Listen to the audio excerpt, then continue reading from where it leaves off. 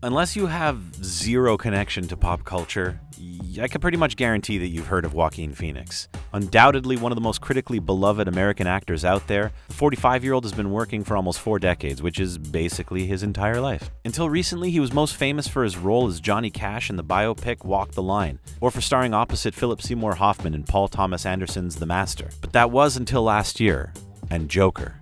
Now, whenever we hear the name Joaquin Phoenix, only one image comes to mind. That is the actor in full clown makeup dancing down a flight of New York City stairs. Or is it Gotham City stairs? Well, anyways, ever since audiences everywhere got to feast their eyes on Phoenix's already iconic performance as Arthur Fleck, there's no doubt that he's cemented his place as one of the best actors of this generation.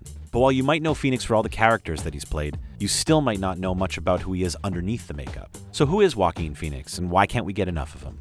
As you can imagine, someone who grew up to be such an odd and alluring genius didn't exactly come from the most cookie-cutter background. Phoenix was born in 1974 in Puerto Rico as the third of 5 children. His siblings include Summer, Rain, Liberty, and of course River. But hang on, we've got more on River a bit later.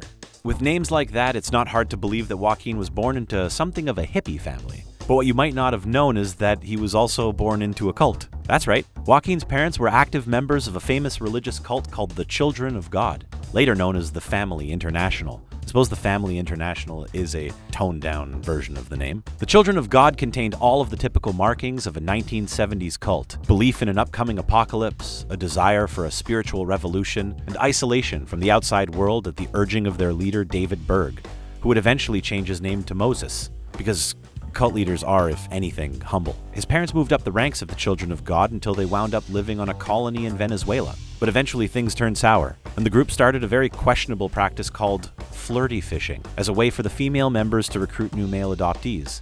And multiple other accusations came to light against the group and their founder. When Joaquin's parents found out about all these activities, they immediately left and embarked on a journey back to America in 1977. The group was abolished in 1978, and Joaquin believes to this day that his parents were never aware of the more sinister goings-on. Right around his 3rd birthday, the family loaded up onto a cargo ship that was apparently filled with Tonka toys and headed from Venezuela to Miami. I'm not sure what the Tonka toys has anything to do with this, but it's just an interesting little tidbit. You remember Tonka? He even remembers celebrating his birthday on the ship, with the crew members giving him a truck and even serving him his first real cake. Oh, there it is. Tonka trucks. He got a truck for his birthday. There, it makes sense. Once Joaquin and his family landed back in the US of A, one of the first things his parents did was change their last name to Pheonix, as a way to symbolize their new beginning. The phoenix is a mythological bird that periodically bursts into flames and then rises from the ashes anew. That wasn't the only name that would change. You're a wizard, Harry. When he was young, Joaquin asked his mother if he could change his name to Leaf, inspired by all the time he spent outside raking leaves. Is that true? I suppose Joaquin isn't all that naturey. Wow, amazing. She let him, and he would eventually go by Leaf all the way until he was 15 years old, long after his acting career started. He's even credited as Leaf in most of his earlier films. Now that the family was back in North America, they had very little to their name. The group moved to Los Angeles, and as a way to make money for the family, the kids became a troupe of performers. They would sing and dance on the street for passers-by. Eventually, their mom got a job as a secretary at NBC, where she met one of the top talent agents for children around the time. She decided to sign them, and slowly all of the Phoenix children started getting jobs in TV commercials, before making their way to sitcoms. River was the first to start making real headway as an actor, with appearances on 7 Brides for 7 Brothers, and opposite Michael J. Fox on the family sitcom Family Ties. And then, at 8 years old, Joaquin appeared alongside River on an ABC after-school special called Backwards, about a boy who discovers that he has dyslexia. While River was on his way to becoming one of the biggest stars of his time, Joaquin was doing pretty well in his own way. He'd feature in a handful of TV shows like Murder, She Wrote and Hill Street Blues, before breaking onto the big screen in 1986 with the movie Space Camp, in which he played a 12-year-old who gets accepted to the NASA Space Camp and goes through astronaut training. But it wasn't until the 1986 Ron Howard movie Parenthood that Joaquin would gain any real recognition. While his part as the sullen, puberty-stricken nephew of Steve Martin wasn't all that big, the movie was a huge success, and Joaquin was nominated for Best Young Actor in a Feature Film at the Young Artists Awards. Parenthood was also the place where a young and very famous Keanu Reeves would meet Joaquin's brother River for the first time. The two would go on to star together in the groundbreaking My Own Private Idaho shortly after. Unlike most child actors, who might have taken that success and ran with it, Joaquin decided to temporarily retire from the game altogether, and instead went traveling with his dad across Mexico and South America. It was during this teenage boy's retirement that his family would be hit with a tragedy that no one in the world expected. River Pheonix was, by that point, a major movie star. He was only 23 and already had a Best Actor Academy Award nomination under his belt, along with a handful of other critically acclaimed movies to his name. On October 31st, 1993, 3 days before Joaquin's 19th birthday, River tragically overdosed outside of a Los Angeles club called the Viper Room, with his younger brother and sister Rain there with him. Joaquin called 911 but was unable to save his brother, and the media frenzy that descended upon the Pheonix family forced them to go into hiding on a ranch that River had bought for them in Costa Rica in order to grieve. It wasn't until 2 years later that Joaquin would emerge again, when his mom flew back to New York with him so that he could audition for Gus Van Sant's new movie To Die For in 1995. Van Sant had been a dear friend and collaborator of River's, and said that as soon as he laid his eyes on Joaquin, he started to cry unexpectedly. Joaquin got the part. The movie was a massive success, and Joaquin's performance was praised by critics and audiences everywhere. Of course, like any one of us out there, Joaquin had some hits, and also some misses. After To Die For, he made a movie called U-Turn with Oliver Stone, who seems to toggle between amazing and unwatchable, with really nothing in between. After that was a 1950s period drama called Inventing the Abbotts, in which he starred opposite Liv Tyler. While not the best movie, it did introduce its two stars, who fell head over heels and proceeded to date for the next 3 years. Finally, he made a movie called Clay Pigeons with Vince Vaughn and Janine Garofalo, which, while it wasn't a hit with critics, has become a cult favorite for its standout performances. While Joaquin was working steadily, it wasn't until the year 2000 that he would emerge as the bona fide movie star who we know and love today. It was a massive year for him, which he kicked off by starring opposite Mark Wahlberg as the corrupt best friend who pulls Marky Mark onto the wrong side of the tracks after his recent release from prison, in the critically acclaimed film The Yards. Next came the beloved film Quills, the story of the Marquis de Sade, in which Joaquin starred as the French Catholic priest, the Abbé de Coulmiers. I think that's how you pronounce that. And there was Gladiator, with Joaquin as the Roman Emperor Commodus, for which he received a handful of big award nominations and accolades, including his first Oscar nomination for Best Supporting Actor. He crushed in that movie. Oh, he was such a good bad guy. You hated him. You loved to hate him. I still hate him. Joaquin would keep taking on interesting and typically challenging roles for the next few years, until the biggest moment of his career so far came in 2005. He was offered the opportunity to play prolific singer Johnny Cash in the biopic Walk the Line. During this era when biopics were really picking up steam and gaining popularity with audiences everywhere, Joaquin's Johnny Cash arrived on screen and showed the world what it meant to truly take on an icon. Of course, it helped that Johnny Cash himself signed off on Joaquin as the man for the job, and he was right. Joaquin sang all the songs on the soundtrack himself, he played guitar, and he was so believable that film critic Roger Ebert said that when he closed his eyes, he couldn't tell the difference between Cash's singing and Pheonix's. That's high praise. If that's not the highest praise, we don't know what is. The movie was a massive hit and was nominated for all the awards, even winning Joaquin a Grammy for Best Soundtrack. While he was beat out for the Best Actor Oscar by the star of another biopic, Philip Seymour Hoffman in Capote, it was still Joaquin's biggest year yet, and it definitely changed his life, for better or for worse. You like that? A little bit of foreboding? Walk the Line was one of the first times that Joaquin would delve so deeply into a character that he almost lost who he was in the process. He'd always been a dedicated actor, but in order to understand Cash's alcoholism, Joaquin started drinking more than he ever had. He started to rely on it in a way that he hadn't before the film. And just like Cash in real life and the movie, Joaquin recognized something dangerous in his own behavior and checked himself into rehab for alcohol at the end of 2005. Luckily for him, he had just spent all these months living in a story of addiction, both at its worst and then in recovery. So he caught his own habits early enough that it wouldn't go on to become a problem for him later in life. But wait, the trouble didn't stop there. In 2006, while driving near his home in the Hollywood Hills, Pheonix was in a serious car accident in which his car actually rolled over. But in a strange, almost cinematic twist of fate, he was pulled from the wreckage by none other than Werner Herzog. Try to look a chicken in the eye with great intensity. The legendary filmmaker and client in The Mandalorian. Joaquin remembers hearing Herzog's soothing voice outside the car, telling him that everything was going to be okay, and then helping him from the vehicle. You have no idea how difficult it is to not try and do a Werner Herzog impersonation right now.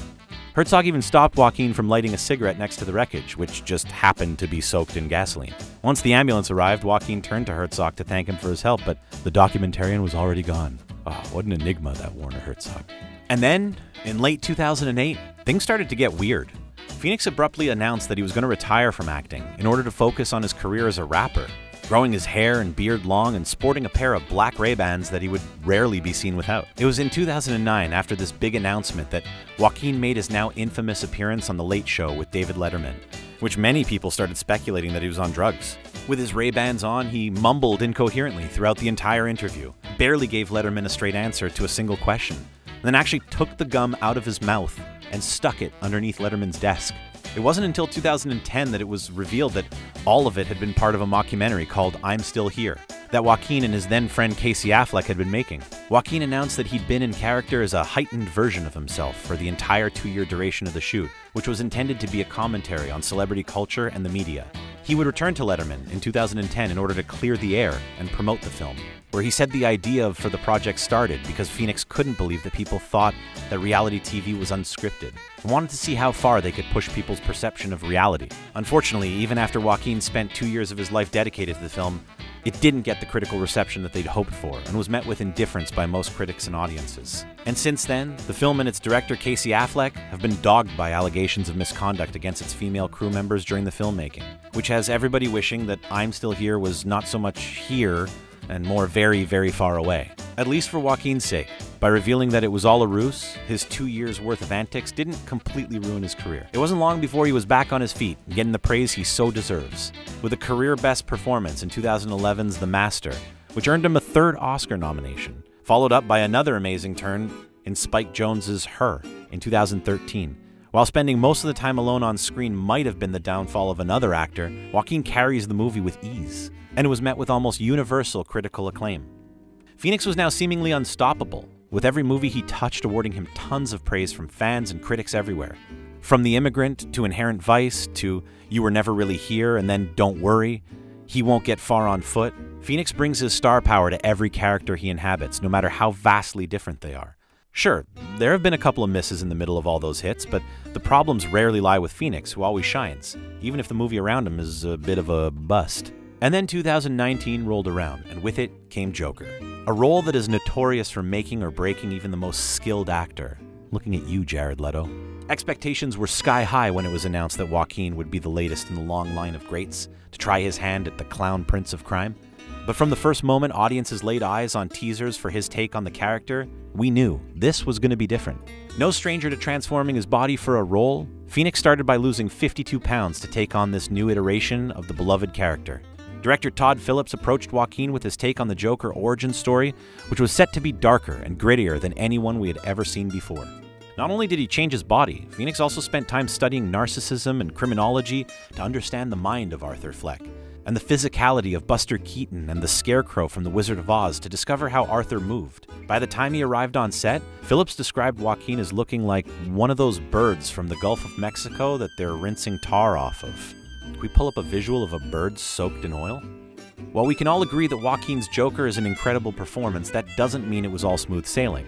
His co-star Robert De Niro had some pretty serious disagreements with Pheonix before they even started shooting. De Niro, a classical actor, insisted upon doing a table read of the script, which is common practice, but Joaquin, never one to rehearse, flat out refused to come. After enough convincing, the actor finally showed up, only to mumble his way through the entire script before running off to a corner to smoke, refusing to speak to De Niro. Todd Phillips eventually convinced Joaquin to sit down with his fellow actor to talk some things over, and as they were leaving, Robert De Niro apparently took Joaquin's face into his hands and kissed him on the cheek, telling him that everything was going to be okay. Whatever the process was, it clearly worked.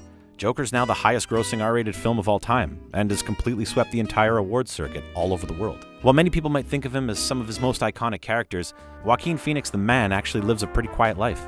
He's notoriously shy and wary of interviews and has no real interest in living the movie star life. He's been vegan for his entire life, ever since seeing fishermen violently catch fish when he was a child. He has rescue dogs. One of his dogs is allergic to sunlight, so he bought her a special outfit to wear to the beach. Even though she apparently doesn't like it, Joaquin attests that she looks so cool in it. He shares a modest home in the Hollywood Hills with his fiancée Rooney Mara, whom he met on the set of the movie Her. At first, Joaquin didn't think that Mara liked him. In fact, he thought she despised him. But he would later learn that she was just as shy as he is, and that they actually had a lot more in common. To this day, Joaquin says that she's the only girl he's ever looked up on the internet. What a creep. Internet stalking? Come on, Joaquin, you're better than that. The pair live with Joaquin's 2 rescue dogs, who, like the actor, are both vegan. But I wondered, did the dogs choose to be vegan? While he might be one of the biggest stars in the world and one of the best-loved actors of his generation, Joaquin Phoenix proves that some celebrities are just like us. Through it all, he proves that no matter what kind of life you have lived or what tragedies you've suffered, there really is nothing better in life than dressing up your dog and going to the beach. And for that, we will always love you, Joaquin Phoenix.